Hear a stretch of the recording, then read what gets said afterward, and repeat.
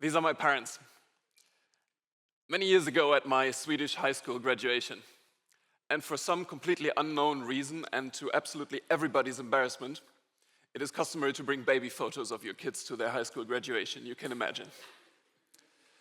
But I truly love this photo because for me it is, like no other, a symbol for lifelong dreams. I remember the atmosphere. Everybody was radiant, everybody had dreams and possibilities, and everybody was proud, parents proud, grandparents proud, we were proud. It was wonderful. And I also love this picture for the one that my parents chose because it shows me doing what I really love, building stuff. And as a kid, I had this dream of becoming an inventor, harnessing lightning, building cities underwater, because who wouldn't want to live at the bottom of the ocean? And I know for a fact that I was no special child in that regard. I know that you all had one of those childhood dreams. There's probably a couple of, I want to be a firefighter amongst you, a doctor, astronauts. Any astronauts? I see a couple. And you know what all of these dreams have in common? They're all about work. And so as kids, work and our life's dreams and what makes us happy are very close together. They're intertwined. And then as we grow older, those drift apart completely, and somehow we lose that connection. And why is that? Why do we learn that work is something that has to be endured, that needs to pay the bills, that just has to happen, and maybe it's no fun at all, and maybe you need to suffer through it, because at the end of it, it may be the thing that will enable your dreams, but it's not the dream itself anymore.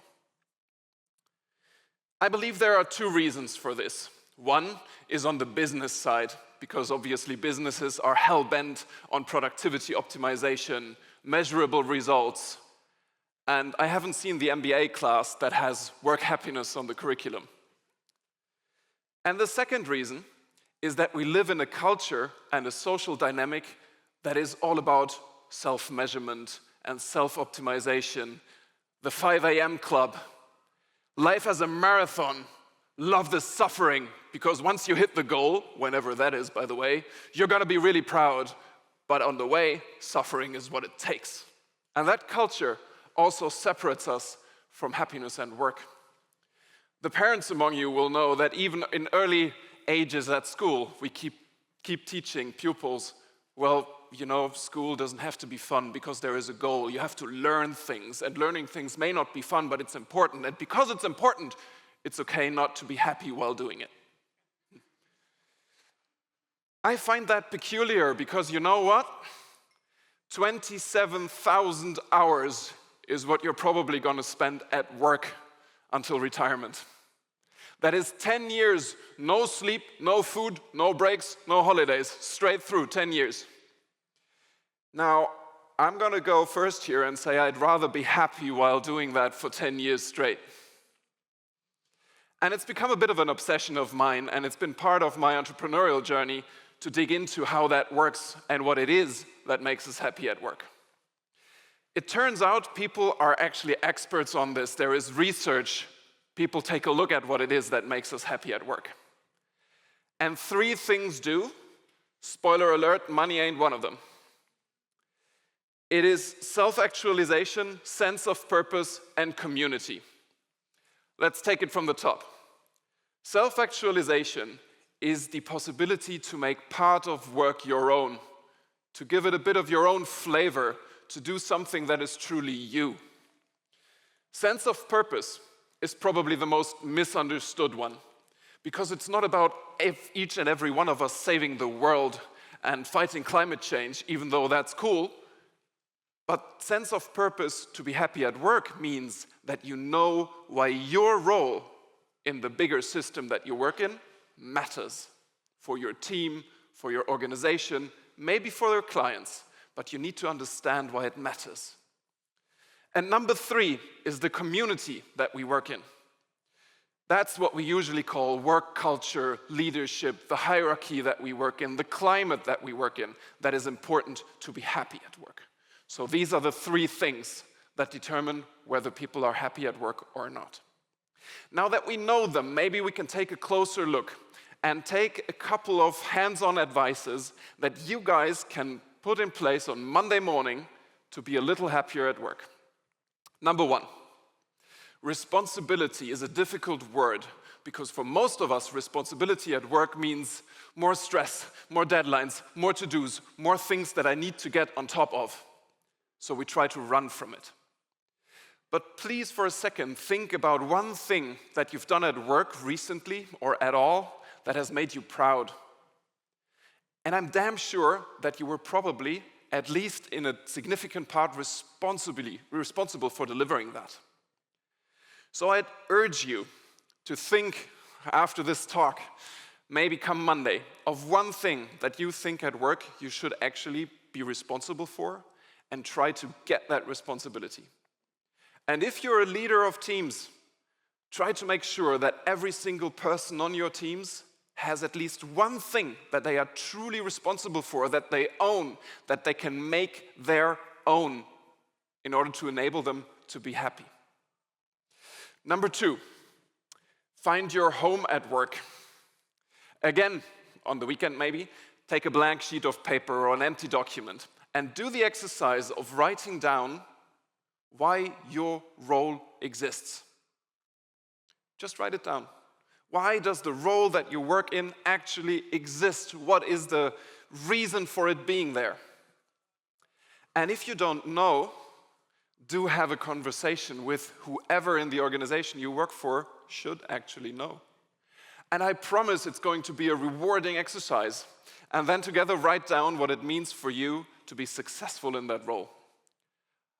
I promise if you haven't done that, it'll be rewarding. And number three, be the safe harbor. I'm sure that some of you have heard of the concept of psychological safety. It is the climate in teams that makes it possible to fail gracefully, to learn from mistakes, to be able to take risks without fear of punishment. And that sounds like such a grand concept, but what it takes to get going is one person to be the safe harbor when addressing mistakes. So please do talk to one colleague, one coworker about a recent thing that went horribly wrong, the worse the better for once. And be the one person to actually address that openly, to make a good, open talk about it and find out what everybody can learn from it. All right, so 3 things that you can do come Monday. Why should that matter even to those people who say, well, happiness, I don't give a damn. I'm still 5 a.m. club, marathon running, suffering is my thing. Why should even you care? Well, we run a study, an annual one, about what it is that makes people happy, but also about the results of happiness at work.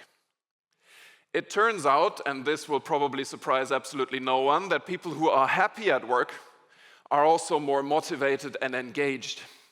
But think about all those leaders that go, I'm not really sure why my team isn't as engaged as I need them to be. I mean, I tell them every day, we need engagement here, otherwise we're not going to get anything done. Well, you know what? Probably they're not as happy as they need to be engaged. Because 90% of happy people say they're really engaged and motivated to do their job, but only 50% of those who are not. Number 2, to put it into easy words, unhappy people have fewer ideas, period. Now, if you're working in a job that requires creativity, and I'm going to go all the way, agencies, innovators of any kind, if you're not happy, you're going to be worse at your job. So if you're interested in your career, you better make damn sure that you find some happiness at work, because otherwise you won't be able to compete on ideas. And number 3, also probably not a surprise once you see the numbers, happy people are more committed to the organizations, the teams, and the purposes they work for. Namely, of unhappy people, almost 70% actively at this point consider quitting their current job, whereas it's only 27% for those who are happy. Now, we may not all become the inventors. I became an entrepreneur, and I keep telling myself, well, close enough. But the astronauts, and maybe the doctors, and the veterinarians that we dreamt of as kids. And that's okay. It's part of growing up to realize that some dreams you're just going to have to take at least half a step back from. But there are methods to ensure that we're happier at work and that the 72,000 hours that we're spending at it are not going to be the marathon suffering, but actually something that gives us a bit of fulfillment and gives us a better life. So in closing, after this talk, because we're approaching a break, I'd like to do one exercise with you. Turn to your neighbor, your friend, whoever you're here with, or a completely random stranger, and ask them how happy they are at work at this moment on a scale from 0 to 10. And then, before you start, not yet, I need your attention for one more minute. Wow. One more minute here. I'm still here. All right. And once you're done, amazing. Once you're done, please come up with one thing each that you're going to do on Monday to yourself, be a little happier at work, and to make one other person a little happier at work. Thank you.